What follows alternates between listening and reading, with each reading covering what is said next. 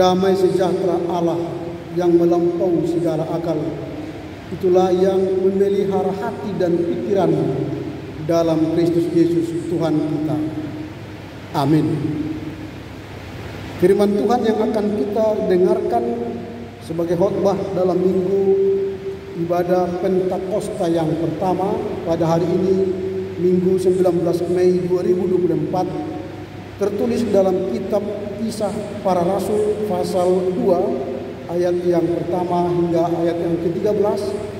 Saya akan baca dari Alkitab terjemahan baru 2. Demikian tertulis. Pentakosta. Ketika tiba hari Pentakosta, mereka semua berkumpul di satu tempat. Tiba-tiba terdengarlah bunyi dari langit seperti tiupan angin keras yang memenuhi seluruh rumah tempat mereka duduk. Tampaklah kepada mereka lidah-lidah seperti lidah api yang bertebaran dan hinggap pada mereka masing-masing. Lalu mereka semua dipenuhi dengan Roh Kudus dan mulai berbicara dalam bahasa-bahasa lain seperti yang diberikan oleh Roh itu kepada mereka untuk dikatakan. Waktu itu di Yerusalem tinggal orang-orang Yahudi yang saleh dari segala bangsa di bawah kolong langit. Ketika terdengar bunyi itu, berkerumunlah orang banyak. Mereka terkejut karena mereka masing-masing mendengar orang-orang percaya itu berbicara dalam bahasa mereka sendiri. Mereka tercengang-cengang dan heran, lalu berkata, "Bukankah mereka semua yang berbicara itu orang Galilea? Bagaimana mungkin kita masing-masing mendengar mereka berbicara dalam bahasa kita sendiri, yaitu bahasa tempat kita dilahirkan? Kita orang Partia, Media, Elam, penduduk Mesopotamia, Yudea, dan Kapadokia, Pontus dan Asia, Frigia dan Pamfilia, Mesir dan daerah-daerah Libya yang berdekatan dengan Kirene, pendatang-pendatang dari Roma, baik Yahudi, orang Yahudi maupun penganut agama Yahudi, orang Kreta dan orang Arab. Kita mendengar mereka berbicara dalam bahasa kita sendiri tentang perbuatan-perbuatan besar yang dilakukan Allah." Mereka semuanya tercengang-cengang dan sangat termangu-mangu sambil berkata seorang kepada yang lain, "Apa artinya ini?" Namun yang lain menyindir, "Mereka sedang mabuk oleh anggur manis."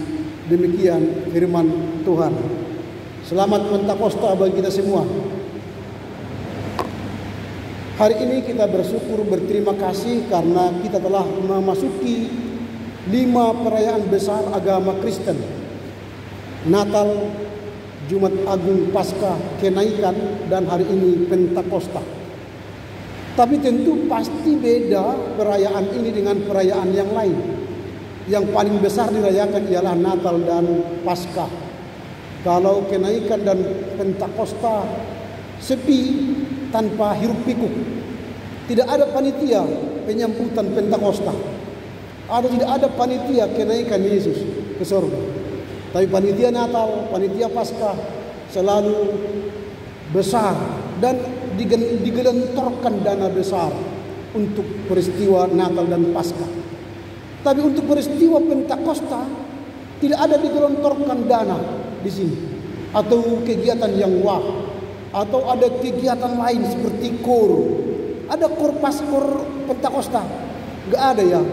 Di gereja kita nggak ada KOR Pentakosta atau latihan karena menjelang hari Pentakosta.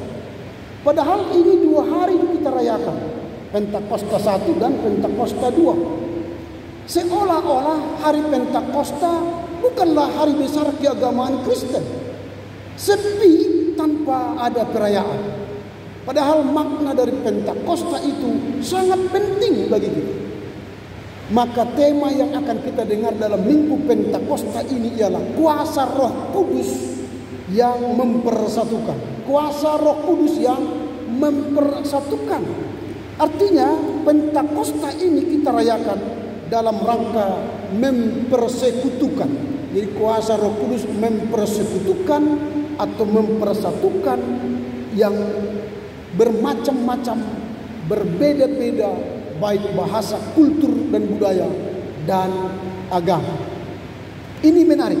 Tema ini sangat menarik untuk kita dalami, karena itu ada beberapa poin yang akan kita gumuli atau kita pelajari dari tema ini, kuasa Roh Kudus yang mempersekutukan.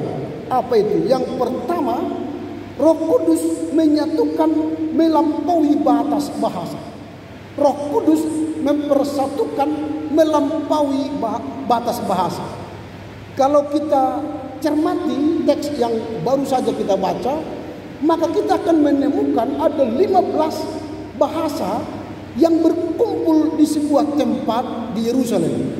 15 suku atau 15 bangsa yang bertemu dalam sebuah tempat, dan pada pertemuan itu sebenarnya mereka tidak bisa mengerti satu dengan yang lain karena bahasa-bahasa yang berbeda-beda itu. Sama seperti kalau kita bertemu dengan katakanlah skop kecil Batak Toba, Angkola, Simalungun, Karo, Dewi. Kalau kita bertemu, jangan-jangan kita tidak mengerti satu dengan yang lain. Atau di Indonesia ini ada orang Jawa, orang Papua, orang Kalimantan, orang Batak, orang Jawa dan sebagainya. Kita bertemu tanpa ada bahasa persatuan, bahasa Indonesia. Kita pun mungkin bertemu itu saling diam dan tanpa ada rasa. Tetapi yang aneh dalam peristiwa Pentakosta di Yerusalem kala itu, ketika lidah-lidah api seperti lidah-lidah api turun atas mereka, maka mereka mengerti bahasa orang lain. Belum ada waktu itu seperti yang sekarang dimasukkan ke telinga kita penerjemah. Orang berbahasa Inggris kita dengar bahasa Indonesia, berbahasa Prancis kita dengar dalam bahasa Indonesia. Kalau kita lihat pertemuan para pemimpin dunia kan pakai itu, translator itu. Jadi orang bebas pakai bahasa apa, dia akan terjemah ke dalam bahasa kita setting. Itu belum ada. Itu sebab mereka tercengang-cengang dan heran karena pertemuan itu memampukan orang yang dipenuhi Roh Kudus bersekutu dan mengerti bahasa-bahasa negara lain. Itu sebab pelajaran yang pertama kita lihat di sini ialah Roh Kudus menyatukan melampaui batasan bahasa. Artinya apa? Bahasa bukan lagi penghambat untuk memberitakan Injil. Bahasa bukan lagi sebuah penghambat atau rintangan untuk menyampaikan Injil. Karena ketika mereka berbahasa Partia, berbahasa Media, berbahasa Yahudi, berbahasa Mesir, berbahasa Arab, orang mengerti bahasanya. Sehingga tidak ada rintangan hambatan lagi untuk memberitakan Injil dalam berbagai bahasa. Itu yang pertama.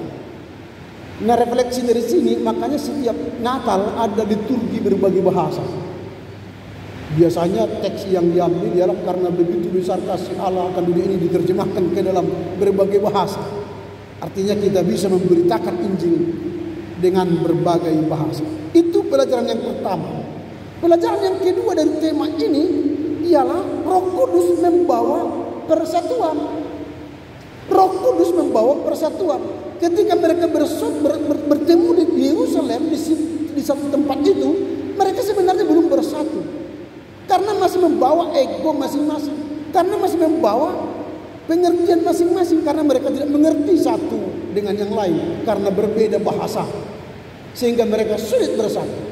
Lalu ketika Roh Kudus tercurah atas mereka, lalu mereka dipenuhi oleh Roh Kudus, maka Roh Kudus membawa persatuan. Nah, kalau ada perbedaan-perbedaan dalam arti bahasa tadi sudah diselesaikan karena mereka saling mengerti bahasa. Selain bahasa, mereka mengerti hati mereka. Selain pengertian hati, mereka juga mengerti apa yang mereka bahas dan bicarakan kala itu. Persoalannya ialah banyak sekarang orang satu bahasa tapi tidak bersatu. Satu bahasa tapi tidak bersatu. Ini paling bahaya. Kalau peristiwa Pentakosta ini berbeda bahasa tapi mereka bisa bersatu. Bersatu untuk apa? Untuk mewartakan Injil. Persoalan kita di zaman sekarang ialah kita sudah punya bahasa yang satu, tapi kita tidak bersatu memberitakan Injil. Ini menjadi persoalan. Kita sudah punya bahasa Batak Toba, kita sudah punya bahasa Indonesia, tapi kita tidak bersatu memberitakan Injil. Ini tantangan kita. Berarti kita berbeda dengan orang yang hadir di Yerusalem ribuan tahun yang lalu, di mana mereka berbeda bahasa, berbeda budaya, berbeda negara, tapi ketika turun Roh Kudus mereka bersatu. Refleksi yang kita bisa ambil dari sini ialah kiranya dalam turunnya Roh Kudus di gereja kita saat ini, dalam peristiwa Pentakosta hari ini, maunya minimal kita yang hadir saat ini di gereja ini, kita bersatu hati. Atau kalaupun tidak, nanti pulang kita ke rumah kita masing-masing, yang selama ini suami istri, anak dan keluarga tidak bersatu. Setelah pulang nanti, katakanlah kepada istri kita, suami kita, anak kita, anakku, hari ini mari kita bersatu. Karena ini peristiwa turunnya Roh Kudus. Makna dari peristiwa turunnya Roh Kudus ialah Roh Kudus mempersatukan kita lagi. Kalau ada persoalan, salam, saya mengampunimu, saya menerimamu. Artinya saling membuka diri untuk bersatu. Itu yang kedua, Roh Kudus mempersatukan, membawa persatuan. Yang ketiga, Roh Kudus membawa pemberitaan Injil. Roh Kudus membawa pemberitaan Injil. Sebelumnya mereka bungkam, takut memberitakan Injil. Sebelumnya mereka ragu memberitakan Injil. Sebelumnya mereka was-was memberitakan Injil. Kalau nanti diberitakan, ditangkap, dibunuh seperti Yesus. Kalau nanti ditangkap, dipenjarakan, dieksekusi oleh orang-orang Yahudi atau orang-orang jidat dan sebagainya. Maka mereka bungkam, tidak mau berkata benar. Mereka bungkam, tidak mau menyaksikan Kristus. Tapi dengan peristiwa Pentakosta, Injil berani diberitakan dan diwartakan. Refleksi dari sini kita berarti ketika kita merayakan peristiwa Pentakosta pertama hari ini, jangan ada lagi yang bungkam akan Injil. Jangan ada lagi yang takut memberitakan Injil. Minimal kita beritakan di wall Facebook kita masing-masing. Mulailah tulis nanti hari ini saya memberitakan Injil di Facebook ini. Firman Tuhan yang berkata Kisah Rasul 2 ayat 1 sampai 13. Beritakanlah Injil. Wah, orang like kan ya. Tapi kalaupun tidak ada orang like, kau beritakan Injil di Facebookmu, tidak apa-apa. Yang penting kita tidak takut lagi beritakan Injil. Kalau takut berkata-kata, mainkan jemarimu di Facebook, di Instagram, di TikTok, entah di mana pun. Hai guys, hari ini firman Tuhan berkata, bersatulah, bersekutulah. Ayo rayakan Pentakosta. Rayakan Pentakosta melalui TikTokmu, melalui YouTubemu, melalui Instagrammu. Jangan bungkam atas kebenaran. Mulailah. Itulah Pentakosta. Memberi kita keberanian mewartakan Injil. Itu yang ketiga yang perlu kita pelajari dari peristiwa Pentakosta hari ini. Pertanyaan kita ialah, bagaimanakah cara Roh Kudus mempersekutukan umat percaya di Yerusalem kala itu? Bagaimana caranya? Sehingga mereka bersatu, mereka bersaksi, mereka mengerti bahasa yang berbeda-beda itu. Yang pertama, Roh Kudus menghilangkan hambatan bahasa. Jadi kalaupun bahasa kita menjadi rintangan kala itu, sekarang tidak lagi. Apalagi di zaman digital sekarang. Jangan takut bahasa. Kalau kita tidak tahu bahasa Prancis, tulis dalam bahasa Inggris, suruh AI terjemah dulu bro. Ini bahasa Indonesia ke dalam bahasa Prancis. Hitungan detik masih ini mata kita sudah selesai. Artificial intelligence atau ChatGPT sekarang, apalagi versi 4.0 atau 4.0, kepada mahasiswa ini ya, gunakan sebelum pemerintah melarang penggunaan ChatGPT di kampus. Gampang sekarang. Jadi jangan ada mengatakan, Pak saya tidak punya bahan, Pak saya tidak, sulit mencari materi kuliah saya, paper. Itu mahasiswa yang tidak tahu perkembangan zaman. Sekarang nanti bukalah ChatGPT 3.5 atau ChatGPT 4.0, 4 atau ChatGPT 4.0. Tapi kalau 3,5 gratisan, tapi kalau 4 dan 4.0 itu berbayar $20 per bulan. Bisa kalian kongko-kongko, 10 orang kumpul beli ChatGPT 4.0 atau 4, lalu gunakanlah dengan syarat jangan hapus apa yang kita ChatGPT gunakan. Kalau kita hapus nanti hilang data kita. Kalau main tim, kalau tim ada $25 per bulan. Kalau 10 orang gampang kan, paling-paling saya 100.000 atau 10.000 sebulan, gampang. Itu perkembangan zaman sekarang. Melebihi Pentakosta ini artificial intelligence. Kalau dulu Pentakosta itu hanya 15 negara dia membatasi atau melewati bahasa, sekarang seluruh bahasa dunia tanya ChatGPT atau artificial intelligence, hitungan detik dia kerjakan. Nggak tahu saya apa bisa bahasa Batak. Mungkin cobalah dulu. Saya belum pernah coba dalam bahasa Batak. Terjemahkanlah dulu ini dalam bahasa Batak. Belum saya coba. Nanti saya coba setelah ini. Tapi kalau untuk bahasa-bahasa internasional di dunia ini, berapa sekarang dunia ini? Hampir 180 negara ya. Sebentar itu diterjemahkan oleh ChatGPT, artificial intelligence. Jadi jangan malas, hai mahasiswa. Peristiwa Pentakosta menggunakan bahasa-bahasa tidak lagi rintangan saat ini. Jika engkau ingin menyebarkan Injil dalam bahasa Hokkien, bahasa Cina, kirim aja, terjemahkan dulu bro, ke ChatGPT itu dalam bahasa Hokkien. Setelah diterjemah, copy paste, kirim ke teman-temanmu yang Chinese. Atau bahasa apapun bisa.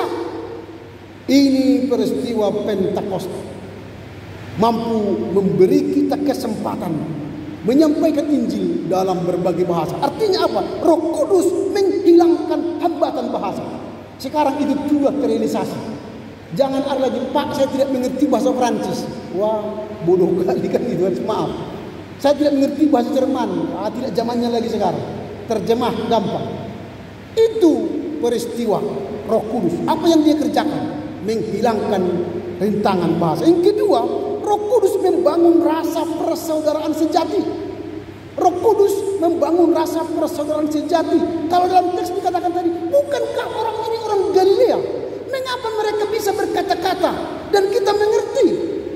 Berarti bahasa tidak lagi membuat kita sulit bersaudara, tapi bahasa peristiwa Pentakosta ini membuat kita makin mudah bersaudara. Kalau kalian nanti, kalau kita nanti berkesempatan pergi ke Thailand atau pergi ke mana, tidak bisa bahasa Thailand, tinggal pakai kita berbahasa Indonesia, langsung kita kedengar ke orang Thailand dalam handphone kita.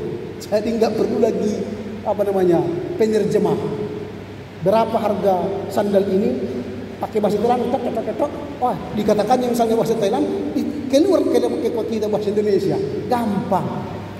Ini artinya persaudaraan kita tidak lagi renggang karena bahasa. Tapi yang persoalan seperti yang saya katakan tadi, bahasa kita satunya tapi tidak bersaudara. Ini menjadi tantangan berat. Kita tahu bahasa Indonesia, tahu bahasa Batak, tapi tidak bersaudara. Dingin persaudaraan. Kalau keluarga kita sekarang dingin persaudaraannya, dengan peristiwa Pentakosta ini pulang nanti, peluklah saudara kita itu. Halo bro, hari Pentakosta kita harus memperkuat persaudaraan kita. Sebagai bukti hari ini hari Pentakosta, aku dipenuhi Roh Kudus, hatiku sekarang suci. Mari kita ulangi persekutuan kita dalam bahasa roh yang baru. Itu kembali ke titik nol dari persaudaraan baru. Seperti SPBU kan, mulai dari nol Pak kan? Jadi mulai lagi persaudaraan dari titik nol, mengenang persaudaraan masa lalu dan melanjutkan persaudaraan masa kini untuk semakin akrab. Yang mulai renggang makin akrab. Yang terputus selama ini mulai hubungi lagi. Halo Namboru, halo Tulang, halo Epung, mulai. Itulah peristiwa Roh Kudus. Karena Roh itu telah bekerja dalam hati kita untuk mempersatukan persaudaraan kita. Itu yang kedua. Sehingga orang-orang pada waktu itu semakin bersaudara, semakin dekat, semakin dekat. Karena Roh Kudus telah ada di hati mereka. Yang ketiga, Roh Kudus berperan dalam membuka hati dan pikiran untuk memahami kebenaran firman Tuhan. Roh Kudus membuka hati untuk berkenan memahami kebenaran firman Tuhan. Kalau tidak ada Roh Kudus dalam hati kita, kalaupun kita baca bolak-balik kitab suci ini, tidak ada maknanya bagi kita. Itu sebab ketika kita membaca kitab suci, sering sekali kita mengantuk. Kalau ada kesulitan tidur malam-malam, ambil aja Alkitab, baca mulai Kejadian. Baru pasal pertama sudah langsung cepat aja pergi ke tempat tidur karena sudah ngantuk. Tempat yang kedua yang membuat kita cepat tidur di gereja. Datang aja ke GKPI misalnya sini. Ketika khotbah langsung dipikir pendeta sedang mengangguk-angguk kebenaran, ternyata dia sudah ngantuk. Jadi tempat yang paling enak tidur di rumah Bapak. Ini kan rumah Bapak ini kan. Mengapa kau tidur di rumah Bapak? Ya rumah Bapakku lah. Enak sekali tidur di rumah Bapak. Jadi jangan diganggu. Orang-orang yang tidur di gereja jangan diganggu. Karena dia sedang tidur di rumah Bapak. Menikmati rumah Bapak dengan seenak-enaknya. Daripada nanti pulang ke rumah tidak bisa tidur. Jadi biarkan aja. 10 menit atau 20 menit dia tidur. Semoga semakin sehat. Pulang dengan roh yang baru. Lalu dia mendengar firman dalam khayalan mimpi yang luar biasa. Mendengar khotbah dalam mimpi enak itu. Enak itu kan. Tapi di sini tidak ada itu. Tidak ada di GKPI Pamen ini. Di gereja lain mungkin. Mudah-mudahan tidak ada di sini. Itu yang kedua. Apa yang dikerjakan Roh untuk mempersekutukan kita? Yang pertama tadi Roh menghilangkan hambatan bahasa. Yang kedua Roh membangun rasa persaudaraan. Yang ketiga Roh membuka hati pikiran untuk memahami kebenaran firman Tuhan.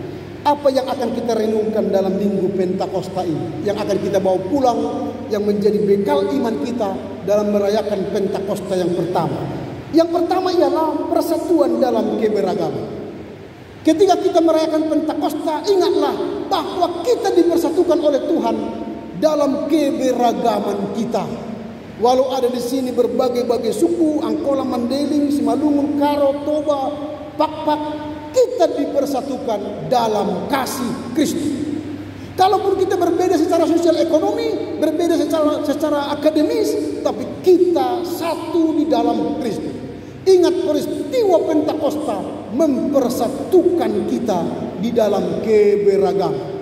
Jadi kalaupun ada perbedaan nanti, jangan anggap itu tantangan, jangan anggap itu hambatan, tapi itu keberagaman yang diberikan kepada Tuhan kepada kita supaya kita sadar pentingnya keberagaman mencapai persatuan.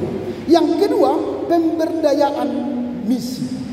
Peristiwa Pentakosta habis ini, kelima perayaan agama telah kita selesaikan. Habis ini selesailah perayaan-perayaan Natal,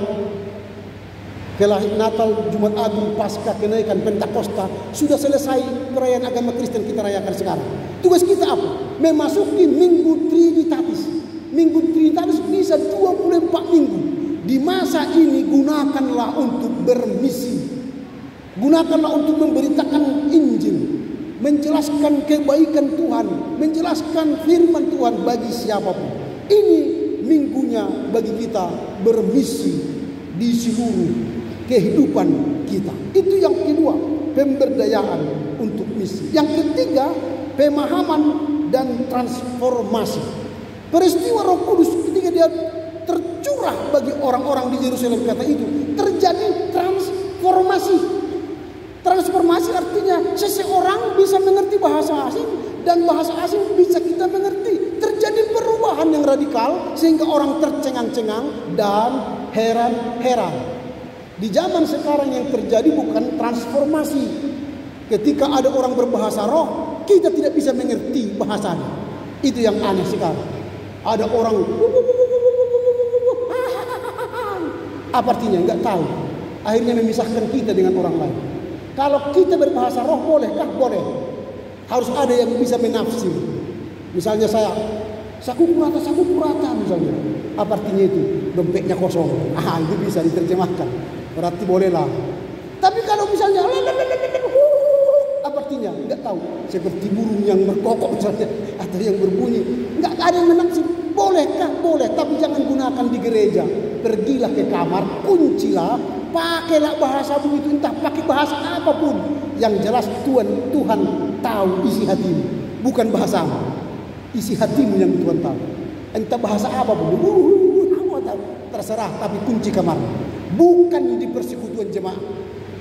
Sehingga bukan bahasa itu membuat kita cerai-berai, tapi bahasa roh itu, dipenuhi roh itu akan membuat kita bersatu dan terjadi transformasi.